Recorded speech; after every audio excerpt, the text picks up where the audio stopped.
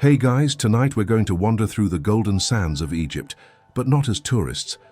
No tour guides, no sunscreen, just you, barefoot, walking across time, into a world where a name wasn't just what people called you. It was a spell, a strategy, sometimes even a secret. You're going to meet the pharaohs, yes, plural, and discover why they like to change names more often than you change your bed sheets. Imagine waking up every week with a new name, a new personality, and maybe even a new hat to match. In ancient Egypt, this wasn't considered strange, it was a sign of power. But don't worry, you're not expected to memorize hieroglyphs tonight. I'll do the remembering for you. So, before you get comfortable, take a moment to like the video and subscribe, but only if you genuinely enjoy what I do here. And drop a comment letting me know where you're listening from and what time it is where you are. Now dim the lights, maybe turn on a fan for that soft background hum, and let's ease into tonight's journey together. You walk through the crumbling corridors of a temple bathed in moonlight. Papyrus scrolls crackle faintly in the wind. Somewhere deep in the inner chamber, a priest whispers a name, not yours, but one that echoes in history. The name is Neb-Measures, and it belongs to a man you'll never meet, because by next week he'll be calling himself something else entirely. See, in ancient Egypt, time didn't feel like a straight line. It wasn't a timeline. It was a loop, a spiral, a repeating circle of life, death, renewal, and rebranding. The lunar calendar was sacred. Each phase of the moon brought its own festivals, rituals, and yes, opportunities for transformation. And for the pharaoh, transformation often meant changing names. Not drastically, mind you. It wasn't like going from Bob to Thunderstorm Avenger, but it was enough to send a message. A subtle shift in title might signal a new alliance, a declaration of war, or an attempt to curry favor with a different god. You're probably wondering how anyone kept track. They didn't, really. That was the job of the poor temple scribes, men, who, let's be honest, probably regretted their career choices every time the royal name changed. You imagine one of them now, hunched over a slab of stone, muttering, "Didn't we just finish carving User Matra Setepenre? And now it's User Matra Setepenamen. What even changed?" Historians still debate whether this custom was formal or more symbolic, whether each new name had legal weight or whether it was simply a form of spiritual renewal. What is known is that the practice appears in records from several dynasties, especially during periods of political instability. You walk down a hallway lined with towering columns, each covered in golden glyphs. It's as if each name is a star, and the scribes, little gods of memory, push these stars into the sky with chisels and patience. Some names appear once, others, dozens. Some names change over time, as if the king himself has forgotten who he is. But calm down, this was not just vanity. In the Egyptian mentality, the name was an essential part of the soul. It was cauldron, and if the wren disappeared, you disappeared with it. Oblivion was a death more definitive than death itself. So updating the name was like giving yourself a new coat of spiritual paint, like putting an antivirus on your own soul. What about you? You wander among the stones, imagining what it would be like to be someone new every week. Maybe you'd call yourself Keeper of the Sacred Pillow or Master of Endless Naps. After all, if you're going to rule over Egypt, why not do it well rested? Sometimes the name changed on a whim. Other times it was a matter of survival. A new name could erase a mistake, hide a failure, or honor a deity who was in. Today it's Ra. Tomorrow it might be Thoth. It depends on which way the wind blows or who's winning the war. And so you walk through carved corridors, hearing in the distance the echo of names that no longer mean anything. And deep down, you understand something strange and beautiful. Being remembered is not just about existing. It is about writing, rewriting, and writing again who you are. You continue walking through the temple corridors, now guided only by the faint light that filters through small openings in the stone ceiling. The sound of your footsteps echoes slowly, as if even the floor knows that you are about to discover an ancient secret. A name, to the Egyptians, was more than a label. It was an invisible force field, a kind of spiritual armor. You were not just a body, you were also what people said about you. And if your name was said wrong, or worse yet, forgotten, It was as if your soul were being slowly eaten away by eternal oblivion. That's why the pharaohs had so many names. And that's why changing them from time to time was a protective, a measure, not just a whim. Each name had a purpose. Some were political, others were religious, but there was always a secret name, a true name. A name that only the gods and perhaps a trusted priest knew. You come to a narrow chamber covered in inscriptions. In the center is a pedestal where there was probably a small ceremonial box. It is said that inside these boxes were small papyri, containing therein the king's secret. This name was not written on walls, it was not announced in the squares. It was kept as if it were a piece of the heart. You can imagine the scene, the pharaoh kneeling before the priest, while the priest whispers the new secret name just once in the king's ear. Then, silence. And never again would that name be spoken out loud, because if an enemy discovered it, they could use it to cast curses, spells, or even erase the pharaoh's existence in the afterlife. Historians still debate whether this secret name was invented by the pharaoh himself or passed down through a line of initiates. Some believe it appeared in dreams, others believe it was revealed during initiation rituals that lasted entire nights, filled with symbols, smoke, and chants in forgotten languages. And you think, if today someone knew your truest name, the one that says who you are when no one is looking, would you let that person say that name out loud?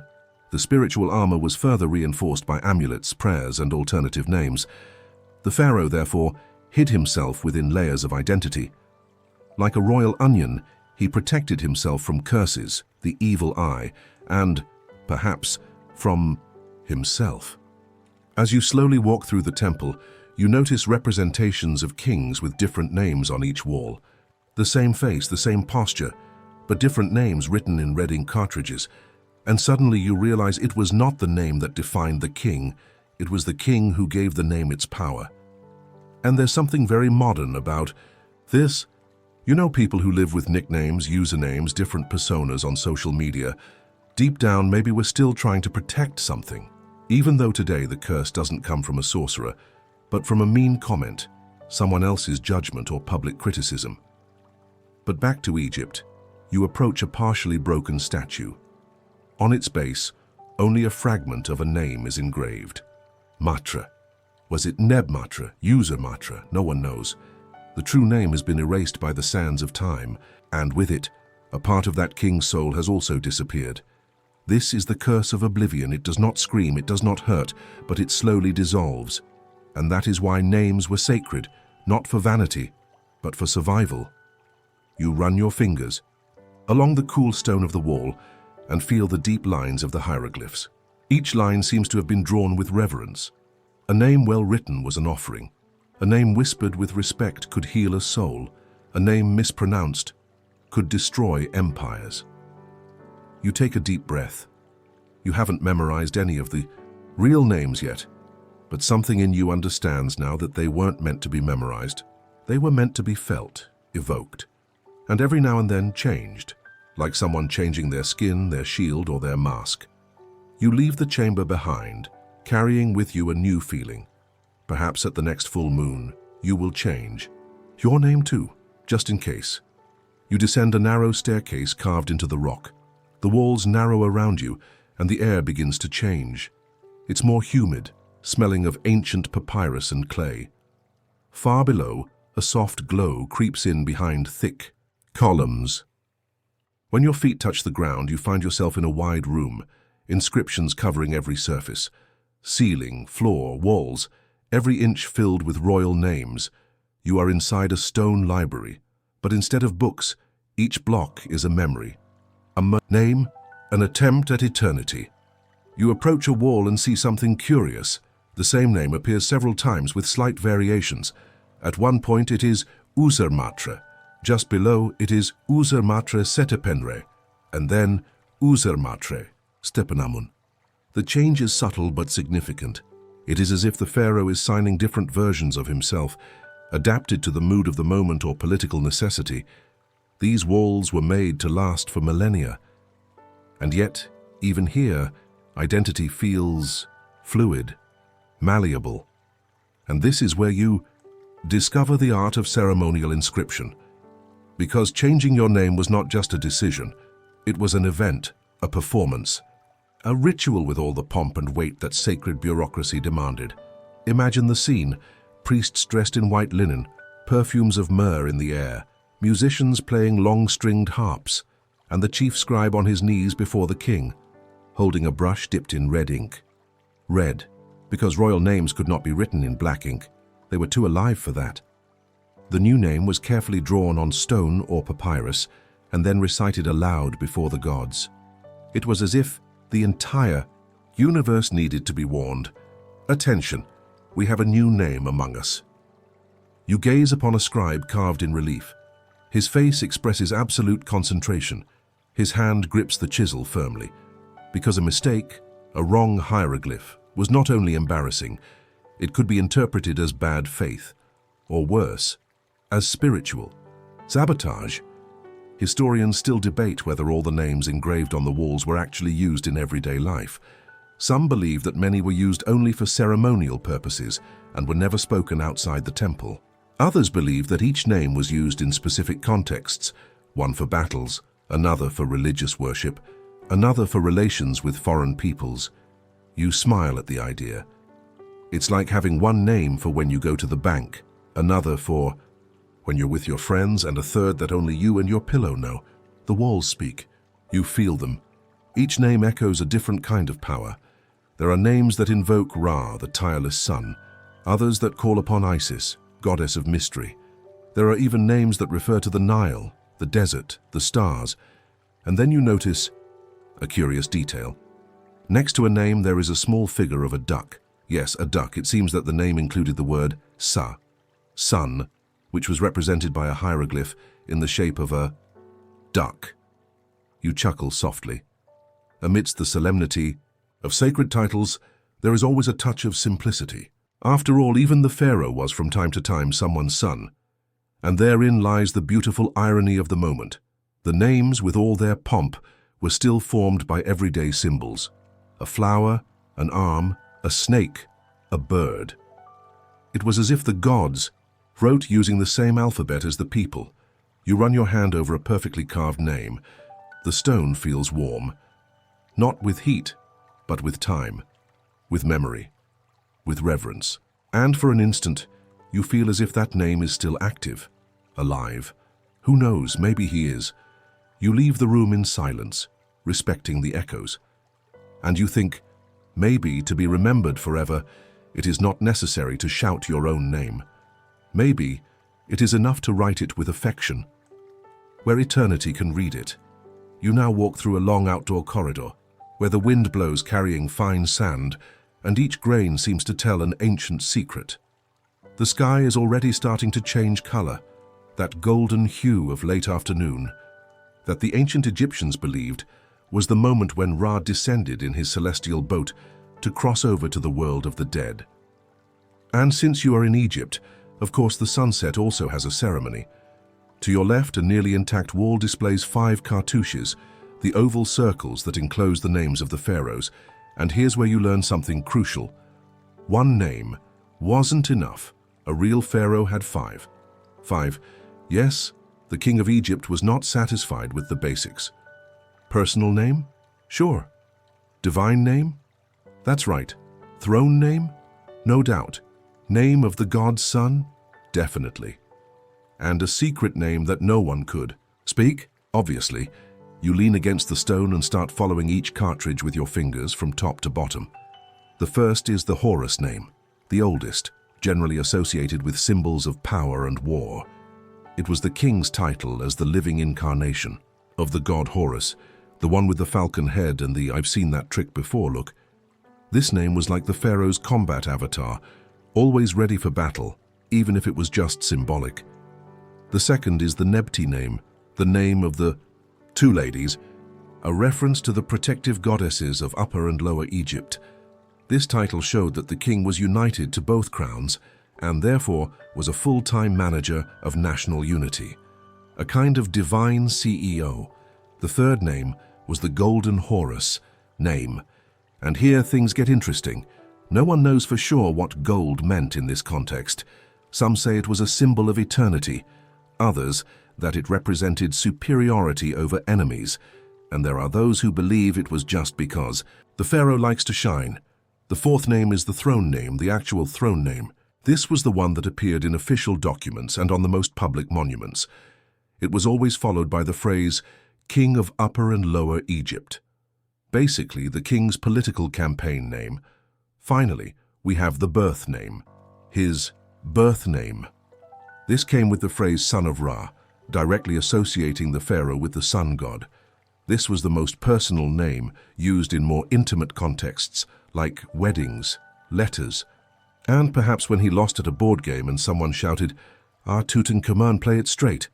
Historians still debate whether all of these names were actually used in separate contexts or whether there was overlap. Some think it was just tradition stacked together. Others that each name had a specific ritualized use. You wonder, what was it like to be called by 5 different names? Did the servants have to remember which one to use and when? Did the king say on a boring Monday, "Today you can just call me by my throne name, okay?" And then you realize that this was also about dominion. Not just dominion over people, but over language, over perception, over memory. With so many names, the pharaoh was spread across time and space. It was impossible to talk about him in a simple way, and perhaps that was the idea. You sit for a moment in the shadow of a pillar.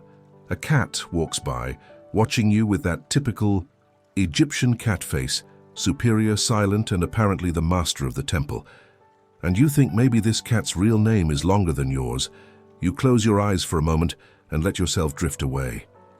In the darkness, you can hear the voices of scribes practicing each hieroglyph, murmuring the 5 sacred names as if they were chanting spells. Because, in a way, they were. And then you stand up, lighter, with the feeling that even without a throne, even without a crown, you too can have names that the world has not yet discovered. The sunlight fades behind the distant palm trees, and the shadows of the obelisks grow like silent fingers pointing to the sky. You now walk toward the central courtyard of a temple complex, where the stone blocks still bear the marks of the pride of generations of pharaohs, and, even more curious, a silent competition between them. You stop in front of a particularly exaggerated wall. A cartridge here takes up almost half the height of the pillar. The letters are exaggeratedly drawn, almost as if they scream, "Look how my name is longer than my father's." Yes, here begins your lesson on endless title war. Each new pharaoh inherited more than a throne. He inherited the shadow of his predecessors, a name. And if the previous king was the victorious son of righteousness who brings the harvest in his eyes, well, you couldn't just call yourself Peter. There was an unspoken pressure to outdo, to aggrandize, even to exaggerate. You read a name with 23 hieroglyphs. 23. It's almost a paragraph. An entire description of deeds, virtues, divine kinships, and future conquests, some of which may never have happened, but you can't accuse a pharaoh of lacking optimism. The idea was simple. If the name was long enough, no one would remember the mistakes. And if it took up enough space on the wall, there would be no stone left to record the government's failure. You can imagine an Egyptian architect trying to fit giant names into already full columns. Your Majesty, can we reduce the divine name? From he who breathes the will of Horus to just breathes Horus. There's no more space. And the pharaoh probably just stared at him in silence until he stepped back to continue writing. The practice grew so widespread that in certain dynasties, royal titles began to resemble glorified resumes. One name said it all: office, divine. Descent, royal achievements, and in some cases even claims to the afterlife. Historians still debate whether this represented vanity, political necessity, or simply a tradition that got out of hand. Some suggest that titles were also a way of reinforcing the stability of the empire. If the name was powerful enough, enemies would not dare challenge the bearer. You now examine a partially destroyed monument. The name on it is gigantic, and, ironically, that is all that remains. The statue is decapitated, the arms are torn off, but the name remains carved deep, as if the king himself knew that one day everything would fall, except his signature. And you start to think maybe the obsession with long names was also a way of fighting against one's own fragility. A way of saying, look, I know that time passes, that wars happen, that empires fall, but try to erase this here. His gaze finds an even more unusual stone. Next to the cartridge, there is a drawing of an apparently exhausted scribe, lying, down with the ink palette at his side, and a look of someone who can no longer bear to write names with 12 honorary titles. You laugh. Even humor has survived the test of time, and then you start walking again, your eyes now focused on each cartridge. Some are austere, simple, almost humble. Others are labyrinths of words and power. You pass by a name that ends in "Who hears the mountains cry and speaks to the stars." Pure poetry. But did he really speak to the stars, or did he just not want to be forgotten? Night is falling more firmly, and in this new Egyptian darkness you continue to think about the curious human impulse to name everything, and to stretch one's own name like a bridge to eternity. Maybe you don't need 20 hieroglyphs to be remembered, but then again, it doesn't hurt. Night has truly fallen now. A quiet darkness covers the temples like an ancient satin blanket. You light a small torch left on a stone, or maybe it lit itself, no one will argue about that now, and follow a path lined with silent sphinxes, as if they know there are more names lurking in the dark. This time your path takes you to what appears to be an ancient administrative office. Yes, even the pharaohs had paperwork to do. But you find no drawing boards or royal seals, just more names, scattered across fragments of clay, wood and stone. Tiny inscriptions of war documents, love papyri, harvest reports. And each one with a different name. This is where you discover that the pharaohs didn't just have different names, they wore them as different costumes for different occasions, like spiritual costumes. You notice a piece of wood with very worn inscriptions. It was part of a military report describing a victory against some forgotten foreign people. The name of the pharaoh there, a strong, dry name like a command. Lord of Bows was part of the title, a name to scare. Next to it, another fragment, an offering to the goddess Hathor, a papyrus with ancient perfume still visible on the fabric. Here the name is more poetic, he who caresses the lotus with the gaze of Ra. The same king, the same face, another tone, another name, and then you find a small tablet addressed to the queen, probably a personal letter. The king's name there, yet another, more intimate, almost affectionate. You wonder, was that the name he used in his love notes, or in his discreet couple scoldings? My dear, signed, son of the sun and lord of embraces. You wonder if we don't do the same thing today, only in reverse. A formal name for the boss, a secret nickname with friends, an affectionate name that only one person in the world is allowed to use. The difference is that the pharaohs made it official. They recorded. They stamped. They valued every version of themselves, as if they accepted the idea that a person cannot fit entirely into a single name. Historians still debate whether this multiplicity of names was encouraged by tradition, a power strategy, or a form of diplomatic adaptation. There are records of pharaohs using different names in international contexts as if they spoke several languages, but with titles. You pass the torch over a mural of multiple overlapping cartridges. There are scratched lines, handwritten corrections, as if someone had said, no, and that name doesn't work here. Let's go with the full moon. The scribe's life must have been like that of a name designer, always tweaking, molding, adapting to the occasion, and you feel a certain beauty in it all. This ability to reinvent yourself according to the environment. To understand that there are days when you need to be the one who faces the storm, but on other days, all you want is to be the guardian of the quiet afternoons. And that's okay. You sit on a stone bench overlooking the courtyard, where the wind blows gently, and you think, if you could choose, what would be the name you would use only to sleep? The pleasantly forgotten? Keeper of slow dreams? Son of the celestial comforter? Maybe all of them. You close your eyes for a moment as the breeze carries the heat of the torch, and you understand that, for the Egyptians, names were not labels. They were states of mind, and the wisest among them was the one who knew exactly what name to wear and when. You awaken gently to the sound of wind rustling through the palm trees, a rhythmic rustling that almost sounds like a prayer. The night is still thick, but the darkness here doesn't frighten, it embraces. The torch still burns calmly, casting dancing shadows over the entrance to a smaller temple, less imposing than the previous ones, but enveloped by a different energy. You pass under a stone lintel where two symbols stand out: Mate, the goddess of cosmic order, and the cartridge of a king, almost erased by time. It is in this place that you will witness something more profound: the renaming of the world. Yes, because changing names wasn't just about the pharaoh, it was about everything. A new royal identity wasn't a personal whim, it was a cosmic reboot. With each name declared, the universe needed to be adjusted. It is as if, by changing his title, the king was saying, "Start the days over. Organize the chaos. Everything is different now." You enter the main hall of the temple and see inscriptions, showing the renaming ceremony. The pharaoh is depicted standing, surrounded by priests, wearing the white crown of Upper Egypt in one scene, and the red crown of Lower Egypt in another. In both scenes, a scribe is kneeling, ready to record the new name. But it's not just his name that changes. Next, you see images of workers erasing old names from the walls. The gods receive offerings with new inscriptions. Even the calendar is adjusted. The date of the ceremony becomes a milestone, year one of the reign of...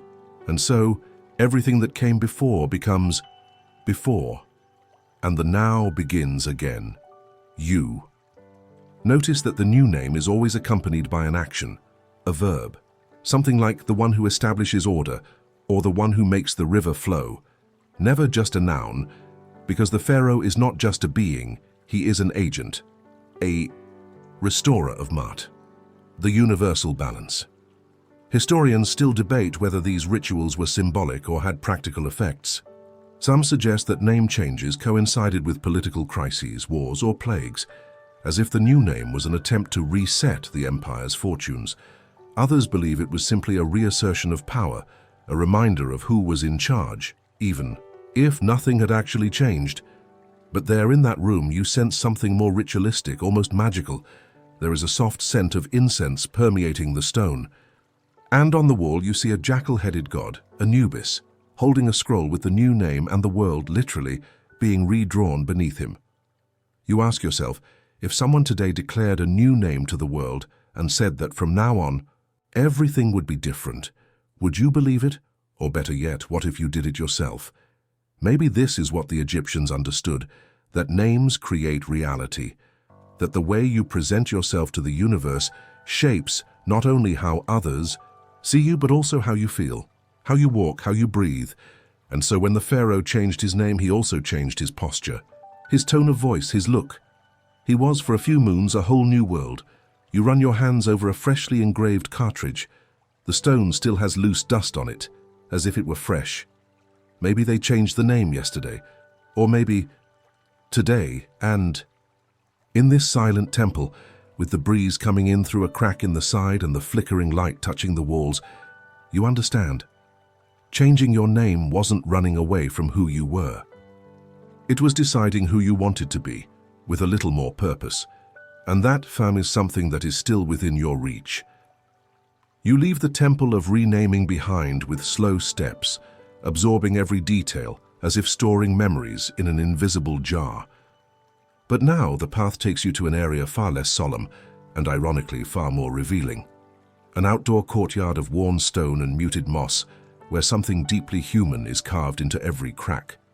Here you come across a phenomenon that is as fascinating as it is uncomfortable. Names scratched, erased, torn from the stone in anger. You approach a wall where there was clearly a cartridge, but it has been ripped out with force.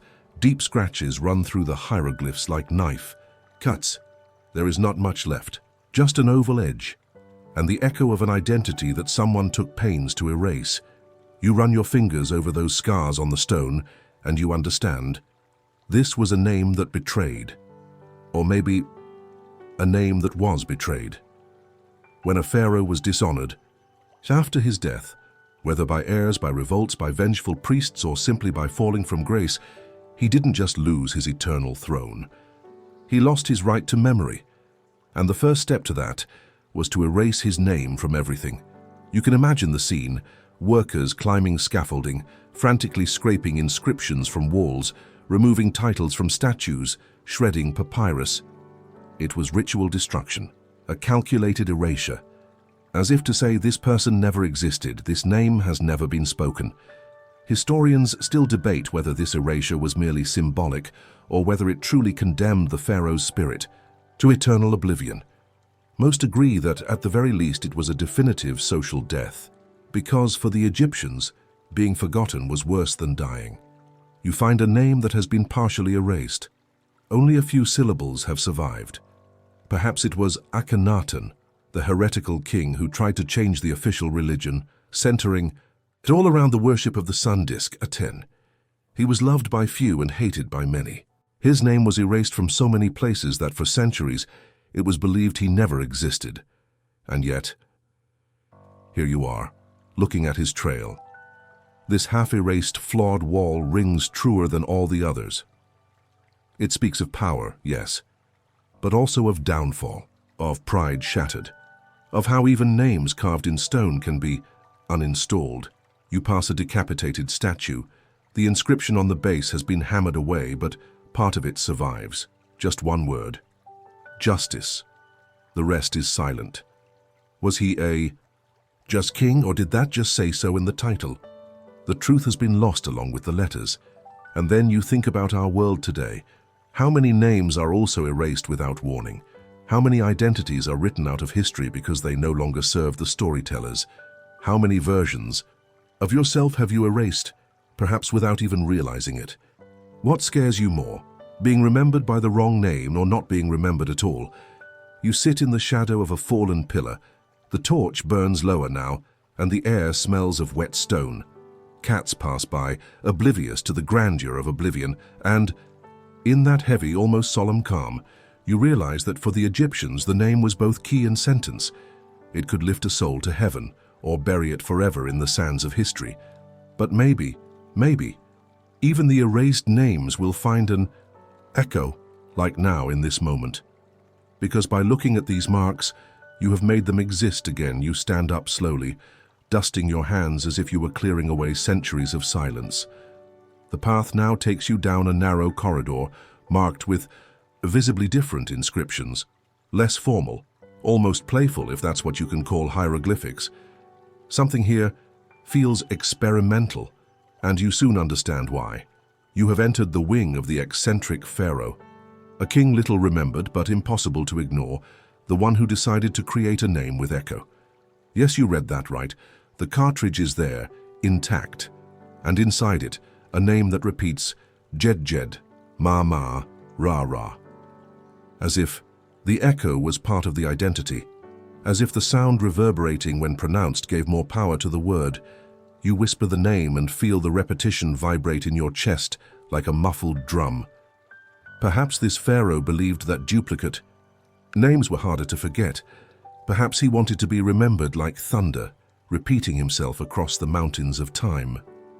Or, and this is a valid theory, perhaps he simply liked hearing his own name twice. Historians still debate whether these double names had a spiritual function or were a passing fad within the royal court. Some papyri suggest that this practice was short-lived, appearing only in the reign of one or two kings. Others believe that it was an inside joke among scribes who were too bored with the solemnity of the previous names. You will find an inscription where the echoed name appears with drawings of bells, as if the sound itself had been represented in images. And it is not difficult to imagine the effect of this during the ceremonies. The priest pronouncing a name with 2 or 3 repeated syllables, the echoes resounding under the stone arches, and the people murmuring in response, like a timid choir grandfather. Rara, You step back and look at the ensemble. There is something almost childish in the best sense in this play of sounds, an attempt to bring lightness back to a system so laden with pomp, as if this king in his playful vanity were saying, if I am to be remembered forever, at least let it be with rhythm. You can now imagine a decree being read in a public square. By order of the great pharaoh Ra-Ra, echo of the eternal light, it is forbidden to step with the left foot in the temple before noon. And you can't help but smile. On the wall next door there is an even greater curiosity, a partially erased inscription where the name is repeated 3 times. 3. The scribe seems to have given up halfway through the third repetition. Perhaps someone interrupted him. Perhaps he realized that it was already too much, or maybe the king changed his mind. You sit next to the stone and think about how sound is also memory. That perhaps, more than an image, what remains is the vibration left by a word repeated with affection. After all, how many times have we heard our own names echoing in our thoughts before falling asleep? You close your eyes and let the warm desert breeze blow through the gallery. And in that breathing silence, you hear, not the Pharaoh's voice, but the trail of sound he wanted to leave behind. Grandfather, Earth, you. Maybe he was just trying to make sure time heard him twice. And honestly, it worked. You leave behind the room of royal echoes with its enchanted repetitions, and now follow a wider corridor where linen flags faded by time still flutter on invisible threads strung between columns. The moonlight enters obliquely, drawing soft rectangles on the stone floor. And there, with the sound of the wind sweeping dry leaves across the floor, you enter a new scene, the royal dressing room. Yes, because if the pharaohs changed their names like the moon changes its phase, it was only natural that their appearance would follow suit. And you soon realize that the names here came almost with costumes. You approach a wall decorated with frescoes. In each image, the same pharaoh, same face, same body, same crown, but completely different attire.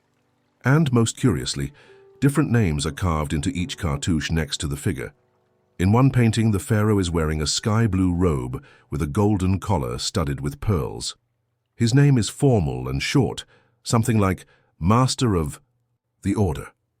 In the next image, the same man appears in a red robe with a necklace of crocodile teeth and a spear. Now the name changes to the Fire of the Nile. Later, he is surrounded by musicians dressed in light clothing, with eyes lined with charcoal and an almost mocking smile. His name, He Who Charms Without Speaking. You feel like you're witnessing a collection of personas. And it's not about vanity, it's about strategy. Like an adaptable king, a name for every occasion, their costume for every name. And the most charming thing, in some representations there are perfumes, yes, you read that right. Hieroglyphics indicate specific fragrances associated with certain names, myrrh oils, blue lotus extracts, acacia resin, as if identity also manifested itself in smell. A name wasn't just something you said, it was something that was exuded. You pass an inscription showing a ceremonial box. Inside it are 5 inscribed jars. Each jar represented a name and had its corresponding scent. The pharaoh would choose the name of the week and apply the appropriate perfume. Historians still debate whether this practice was common or just a ritual reserved for religious ceremonies, but accounts engraved on tomb walls suggest that it was. The name of the day required a costume, a tone of voice, and surprisingly, a fragrance. You imagine the servants preparing everything at dawn. Your Majesty, will you be son of the bright horizon today? No, today I will be he who walks with the mist, white robe, cypress incense. Understood. And so, as if it were a daily performance, the pharaoh transformed himself, internally and externally, as if he could access different parts of himself through names, clothes, and scents. It was not pretense, it was mastery. You lean back against a dust-covered stone bench and gaze into what appears to be a room of polished mirrors. Of course, the Egyptians didn't use glass mirrors like ours, but discs of reflective metal. Still, you see yourself, there, trembling, duplicated. And for the first time you wonder, what if you had more than one name too? More than one version of yourself? One name for when you're calm, another for when you need to be strong. A name that only you know, kept deep in your soul like a warm secret. You smile. Because deep down, maybe we are all a bit like that pharaoh, changing our inner costumes to face the world, adjusting our voice, our look, our way of breathing, without even realizing it.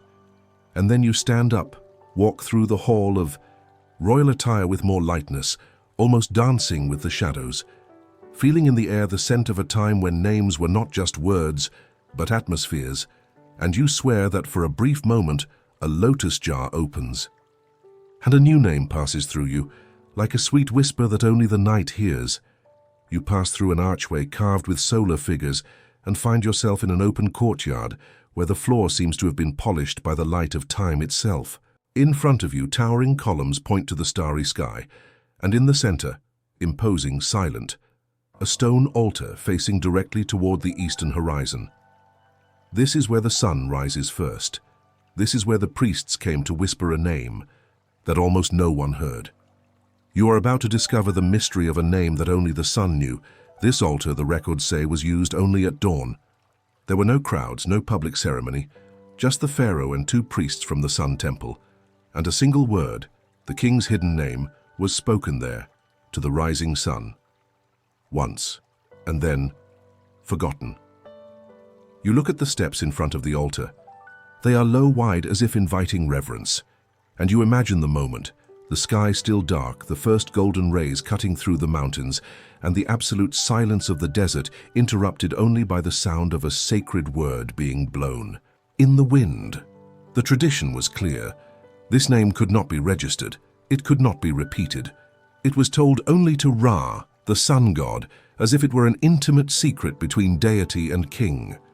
It was the name of the naked soul. No titles, unadorned, just essence. Historians still debate whether this name was really different from the 5 traditional titles or just a variation used ritually. Some argue that it was a spontaneous name, revealed in dreams. Others suggest that the pharaoh himself created it at birth, as a spiritual password that only he and the sun knew. You look out into the distance and try to imagine what your secret name would be. A name that no one else could use. A name with no weight, no obligation, no expectation, just yours. The idea seems both liberating and frightening, because without masks, without performance, without protocol, who are you? You examine the blocks around the altar and find curious inscriptions. Not cartouches, but short verses. Poetic fragments about light, warmth, the clarity of the soul. One of them says, "The sun recognizes the one who has forgotten himself." Another says, "If your name is pure, the light will keep it without needing to write it." You feel something different in this place, a quiet peace, as if here eternity does not depend on memory, but on intention. And then you understand that secret name was the purest form of identity, a name that could not be corrupted, nor manipulated, nor used against you, a name that time could not erase, because it was never recorded. You approach the altar, touch the cold stone with both hands, and close your eyes. The wind blows hard, as if it wants to take something of yours away, and perhaps it does. A thought, a piece of what you once were, an old name. You take a deep breath and imagine the sound of your own name being said at sunrise. Just once, just to the sky, and then nothing, because like everything that is truly eternal, this name does not need to be remembered, just felt. You leave the solar altar with light steps, as if you had just kept a secret within your own chest. The path now leads you into a less imposing, but no less enigmatic structure. A hall with low columns, almost like a stone labyrinth, where hieroglyphics seem to play with the eyes. Names intertwine, words hide, meanings overlap. You have reached the land of enigmas, the place where the pharaohs hide a name within another name. Yes, it wasn't enough to have 5 names, nor names that changed with the perfume or the season. Some kings decided to encrypt their own identity, as if each title were a puzzle to be deciphered only by the gods or by scribes with infinite patience. You examine one of the walls and see something curious, a seemingly ordinary cartouche, but with symbols positioned in an unusual way. The falcon of Horus is not at the beginning as usual, but in the middle. The sun of Ra appears inverted, and there is a crocodile hieroglyph where there should be a lotus. You blink, and then you realize it's a visual acrostic, a name within a name. As if by reading it in another direction, or with different eyes, you discover something entirely different. Historians still debate whether this practice was common or an eccentricity of particularly poetic kings. There are records of encrypted names in royal tombs and hidden temples, usually associated with kings who were involved in more esoteric cults or who ruled during periods of uncertainty when hiding was safer than showing. You remember the priests, of the Temple of Thoth, the god of wisdom. They are said to have created code names as a form of spiritual protection. Writing your true name out in the open? Risky. Better to hide it under layers of symbols that only the initiated could interpret. You walk up to a column with two identical cartridges, or nearly so. One has an extra barely noticeable symbol, a small staff. This symbol changes everything. It transforms the name Son of the Golden Showers into Keeper of the Tears of Anubis. And only those who pay close attention would notice this difference. It's as if the pharaohs were playing with eternity itself, saying, if you want to know who I really am, you're going to have to figure me out. You smile, because maybe that says more about the human being than it does about Egyptian royalty. We all have layers, we all hide names within names, a pet name, a nom de guerre, a name we use only when we're alone. And you think, maybe even in our identity documents there are things that no one will ever discover. You find a preserved papyrus protected inside a clay urn. When you open it, you notice that the name is scrambled, like a poem. Each line seems to say one thing, but when read backwards it reveals something else. The name of the king is a game, a reflection, a mask, and next to it a carefully drawn phrase, only those who read with their heart will know my true name. You close the papyrus carefully, and you feel deep down that old Egyptian truth coming back to you. To be remembered is not to be repeated. It is to be understood, even if in silence. You return to the entrance of the hall, now seeing the names on the walls differently. No longer as seals of power, but as mirrors. Some show, others hide, and some do both at the same time. You leave the Hall of Riddles still trying to decipher the last combinations of hidden names, but the next room you enter offers no mystery. It offers confusion, pure noble imperial confusion. You arrive at a sort of public archive or perhaps a ceremonial office. There are lined up tablets, piles of pottery with administrative inscriptions, and a distinct sense of suppressed desperation hanging in the air. The reason? Something very human. Two royal heirs using the same name at the same time. Yes. You examine a tablet of tax records. The pharaoh's name appears there in all its glory. User Matre Meriamun. A strong name, imposing. But next to it on another document dated exactly the same week, the same name, only with a different signature, another royal seal. You imagine yourself in the place of the poor scribe who received orders from both courts. Your Majesty, do you want me to use your throne name? Of course, the same one my father used. Yes, but the same one you are still using now as well. Exactly. It was like trying to write two different chapters with the same title. The result, a mountain of duplications, mistakes, and a festival of footnotes trying to explain. This, User Matra refers to the son, not the father, who also used User Matra. But in that other decree, in the other full moon, you find a diary of ceremonies where the person in charge has simply drawn two cartouches side by side with arrows pointing to scribbled observations. A desperate effort to distinguish kings with identical names, and the best part? Neither of them gave in. Historians still debate whether this coincidence was intentional or simply reflects the common practice of heirs honoring their predecessors by using the same throne name. Some believe it was an attempt to show continuity and stability in politically fragile times. Others suggest it was, quite honestly, a lack of creativity. You look around and notice the tension embedded in the stones. A crack in the mural shows two scribes facing each other with their hands on their hips. To this day, no one can tell if the image was symbolic or a carved outburst. And you think about it, repeated names exist everywhere. How many parents and children still call each other the same today? How many emails are there in the world with the suffix 123? Because someone has already taken the original version. The difference is that in Egypt, this was a matter of state. You smile at the thought of a meeting of ministers trying to decide how to refer to the current User Matra without offending the previous but still living User Matra. There must have been a lot of nervous coughing at those meetings. You sit on a worn stone bench carved with overlapping names. Perhaps a scribe's attempt to resolve the impasse by drawing the two kings together. And there, sitting in the midst of the most polite administrative chaos of antiquity, you think, perhaps names are like clothes. No matter how many you borrow, in the end, they always fit differently on each person. And when the name is the same, what changes is the way of using it. You rise from the stone bench, your body accustomed to the slow, silent rhythm of nocturnal Egypt. Now your feet lead you down a path lined with small statues, not of gods, not of sacred animals, but of musicians, dancers, acrobats. You have reached the entrance to a different room, a living room, where sound was part of the name.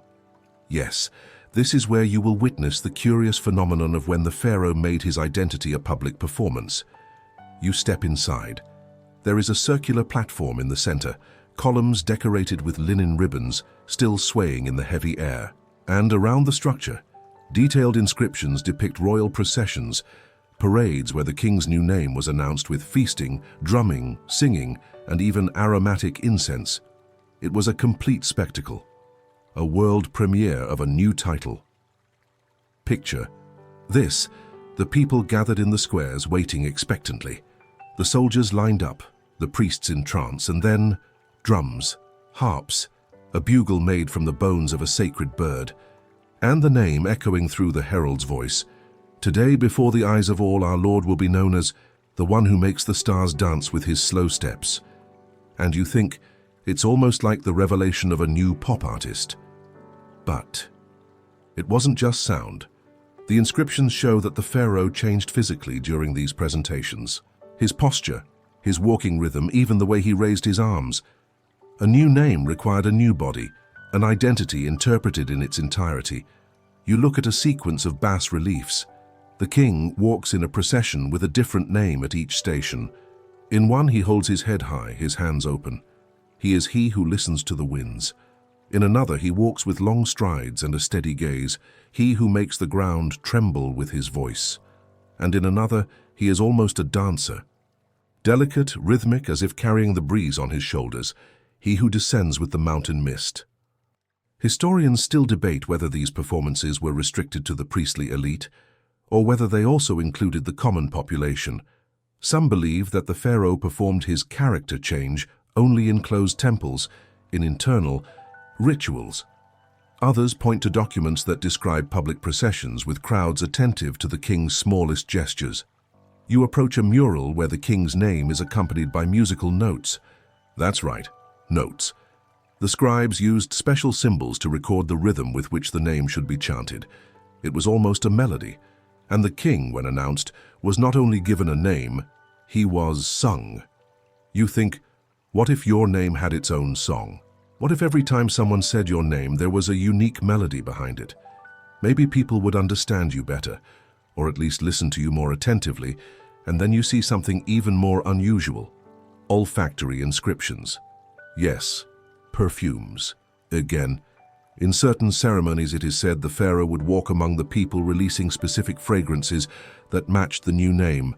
Lavender, papyrus, sweet resins, as if each identity had its own scent, its own climate. You sit on a flat stone at the edge of the mural and finally notice a carefully drawn phrase. If the name does not touch the senses, it is just noise, but if it moves the body, it is memory. Close your eyes for a moment and imagine, what would it be like if every day you could choose the soundtrack of your presence, the rhythm of your walk, the volume of your voice, the aroma that announces your arrival, the pose you assume when entering a place. Perhaps deep down, we are all still artists of our own name, some more discreet, others more performative.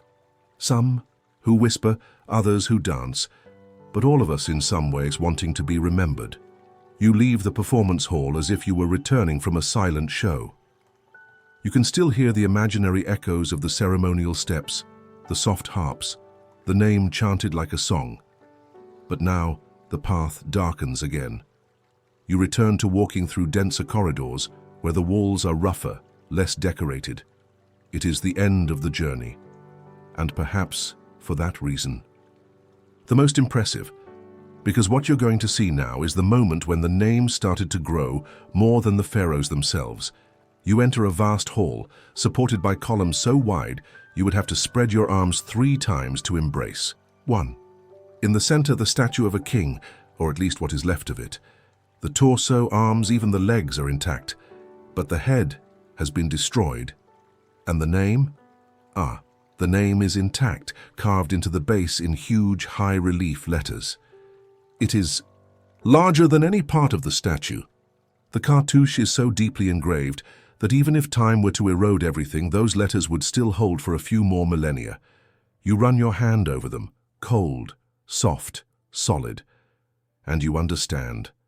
The moment came when the name became the body. The pharaoh, a man of flesh, knew he would disappear, but the name was a sculpture in itself, an independent entity, a signature that would walk alone through the centuries, and this was no accident. In the later periods of the New Kingdom, many kings began to pay more attention to the size and position of the cartouches than to the statue itself. The name had to be seen from afar. It had to look eternal. He had to replace the body in case the body was forgotten. Historians still debate whether this phenomenon was driven by religious changes, the rise of the priests of Amun, or simply a new obsession with posterity. What is certain is that in many statues from the period, the name is preserved with much more care than the human figure.